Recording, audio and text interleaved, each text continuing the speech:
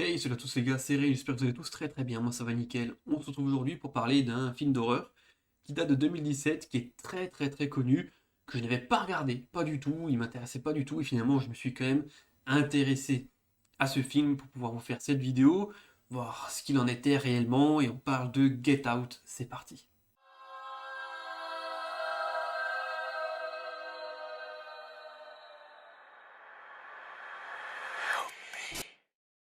Alors Get Out est un film souvent considéré comme un chef-d'œuvre du cinéma d'horreur, hein. Ces dernières années je l'entends, mais de manière constante, hein. C'est un sans faute, c'est un classique, c'est incroyable, c'est fou ce film, et donc je me suis dit bon, bah, finalement je vais peut-être quand même regarder, voir ce que ça dit, alors qu'au départ ça m'intéressait pas du tout, parce que j'avais l'impression d'avoir déjà vu quelques petites similitudes dans d'autres films, rien qu'en regardant la bande-annonce. Mais je me suis laissé porter quand même et j'ai regardé ce film qui dure du coup quand même 1h44, ça va, c'est plutôt correct, qui est réalisé par Jordan Peele, hein, qui a pu faire d'autres films entre temps. Je dois être honnête, c'est plutôt correct, mais je ne citerai pas non plus ce film comme un chef-d'œuvre. On va en parler tout de suite, je vais vous parler du synopsis, du casting et je vais vous donner mon avis sans trop de spoilers, je vais essayer de faire au mieux. Alors dans cette histoire, tout simplement, nous allons suivre un couple, un jeune couple, Chris et Rose, donc un black avec une blanche, et en fait ça va être tout le principe du film puisque on va suivre, après leur relation, la première rencontre de Chris et de la famille de Rose. Donc voilà, aux États-Unis, on sait très bien qu'en 2017, c'est toujours un contexte un petit peu particulier d'introduire une fille ou un garçon black dans une famille blanche, et donc ça va être un petit peu le principe ici. Chris est un petit peu stressé au départ, il a peur de ne pas être bien intégré, et puis la famille de sa copine est riche en plus, donc souvent ça joue aussi un petit peu beaucoup. Et en arrivant chez eux, plein de choses étranges en ce petit week-end qu'ils vont passer là-bas. Il va très rapidement se rendre compte que le problème c'est qu'il est black, et donc ça risque de tourner un petit peu mal, et ça il en est bien conscient. Au niveau du casting, alors c'est vrai que nous avons pas mal de personnages, je vais vous citer les principaux. Donc notre Chris, personnage principal, est interprété par Daniel Kaluuya. C'est lui le rôle, hein, principal du film, il est plutôt correct, il est même pas mal, hein, il est surprenant sur certains points. Pour le coup il m'a bien convaincu. Sa copine Rose sera interprétée par Allison Williams. Nous avons un autre personnage qui est aussi intéressant dans le film, qui est plutôt secondaire mais qui est intéressant, qui s'appelle Laquette Stanfield, hein, c'est l'acteur qui interprétera André Logan. Nous avons la mère de famille de Rose, qui sera interprétée par Catherine Keener. Nous avons aussi le meilleur ami de Chris, qui sera pareil, un personnage secondaire, mais qui apporte un petit peu d'humour dans le film. C'est sympa, je trouve que son rôle est plutôt correct, interprété par Lil Rel Howery. Il est cool, franchement cool. Et le père de famille de Rose sera interprété par Bradley Whitford. Et ça va être voilà le gars qui aura des intentions un petit peu louches, hein, vous vous en doutez. Alors maintenant, je vais vous donner mon avis sur Get Out. Pourquoi je trouve que le film est correct, mais qu'on ne peut pas citer ce film comme un chef-d'œuvre. Tout simplement parce que il est bien fait, il est bien réalisé, il y a plein d'idées, il y a des mises en scène qui sont vraiment sympathiques. Au départ, il part sur un film vraiment d'ambiance où on se rend compte qu'il y a quelque chose de très particulier qui risque de se passer, on ne sait pas quand, on ne sait pas comment, donc on sent une pression, une tension qui monte. On se rend bien compte avec le bon jeu d'acteur de notre Chris, voilà, il risque d'être en danger. On soupçonne forcément plein de monde, donc tout ça c'est plutôt pas mal. C'est presque un huis clos parce que tout va se passer dans la maison pendant le week-end, ils vont jamais sortir de là globalement. Et ben ça crée quelque chose de vraiment sympa. Vraiment une ambiance, c'est dérangeant, et en plus il y a plein de petits éléments voilà, qui te mettent pas très à l'aise.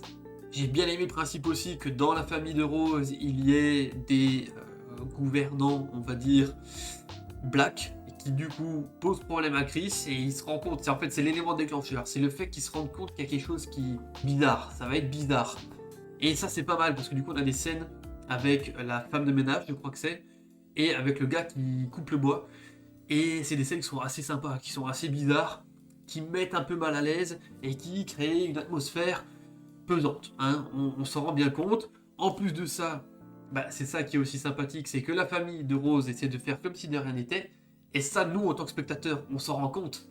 Et ce qui est bien, c'est que dans le film, le personnage s'en rend compte aussi. C'est pas comme si, voilà, il était complètement, il était complètement à l'ouest. Non, il s'en rend compte aussi. Donc ça, c'est pas mal aussi. Ça nous fait nous mettre à la place du personnage principal. Encore une fois, il y a des mises en scène qui sont vraiment cool. Je pense au moment où il s'est fait hypnotiser par la mère de sa copine un peu à son insu. J'aime bien le fait que d'un coup il plonge dans le sol comme ça, que tout le décor autour de lui devient noir et que tu as l'impression que vraiment c'est sympa. Franchement ça, c'est des petites mises en scène qui sont cool. Après bah forcément il n'y avait que 4,5 millions de budget donc globalement on n'a pas trop d'autres décors que la maison principale, hein, de temps en temps le jardin ou les alentours, hein, voilà, dans les espaces verts entre guillemets, mais on va pas plus loin que ça. Mais ça reste assez sympathique. Tout ça, moi ça m'a bien plu, c'était cool. On sent une pression, tout ça c'est top. Là où je suis un petit peu, pas déçu parce que le twist est assez sympa, bien qu'on s'y attende. Hein, en fait c'est marrant, c'est que le twist est sympa parce qu'on se doute que ça va arriver comme ça. Mais en même temps on s'y attend, donc c'est pas aussi percutant que ça aurait dû l'être. Enfin, je sais pas si vous voyez bien ce que je veux dire, mais on va dire qu'il reste assez sympa. Le seul souci, c'est que moi, j'ai vu 10 fois ça. Je l'ai vu 10 fois. Alors là, je risque de rentrer un petit peu dans le spoiler, mais le fait de se retrouver séquestré, le fait d'être cobaye d'une expérience scientifique pour les riches qui veulent découvrir ce qui se passe après la mort, tout ça c'est déjà vu. On l'a déjà vu tout ça. Et c'est pour ça que je peux pas le classer dans chef-d'œuvre, parce que je trouve que sur cette fin de film, du coup, c'est très facile ce qui a été fait. C'est très facile. Alors, ça a été bien fait. Ça, il n'y a aucun doute là-dessus. C'est très bien fait. C'est très bien amené. Je trouve ça bien sympa. Mais je peux pas m'empêcher de penser, par exemple, au fait qu'il a été séquestré, qu'ils veulent faire des expériences sur lui pour savoir ce qui se passe après la mort. Je peux pas m'empêcher de penser à Martyr. Et qui, pour le coup, est beaucoup plus percutant, je trouve. Par exemple, là-dessus. Sur le twist, du coup, je ne vais pas trop en dévoiler, mais on l'a vu 10 fois. Et ça, je pense que quand vous le verrez, si vous ne l'avez pas vu, ça vous viendra forcément à l'idée. Donc voilà, après ce qui est sympa, c'est que au niveau de la résolution de l'histoire, on va jusqu'au bout. C'est jusqu'au boutiste, c'est vraiment pour s'en sortir, il va faire tout ce qu'il a en son pouvoir pour pouvoir vraiment s'en sortir, essayer de s'en sortir. Et donc ça c'est pas mal, ça reste correct. Mais c'est vrai que pour cette fin là, je peux pas classer ça comme un film d'horreur chef-d'œuvre parce que voilà, et je trouve qu'il a puisé pas mal de choses ailleurs. Alors on me dirait dans tous les films, c'est le cas. Mais quand on parle vraiment de la résolution et de la raison et tout ça, bah en fait, on pense trop facilement à trop d'autres films en fait. C'est ça un petit peu le souci et c'est ça qui me ferait dire que le film est très bien, mais qu'il ne mérite pas d'être considéré comme un chef-d'œuvre.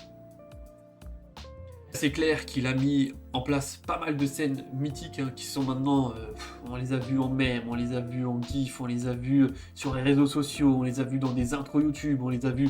C'est des scènes vraiment qui sont, on peut dire, mémorables. Une fois qu'on les a vues, on s'en souvient. Elles sont très bien jouées, elles sont très bien mises en scène, mais voilà. Moi, c'est vraiment cette partie-là que je retiens, c'est l'atmosphère, la mise en scène, le jeu d'acteur qui est pas trop mal du tout, et quelques idées qui étaient sympathiques, mais la fin, je la laisse un petit peu de côté.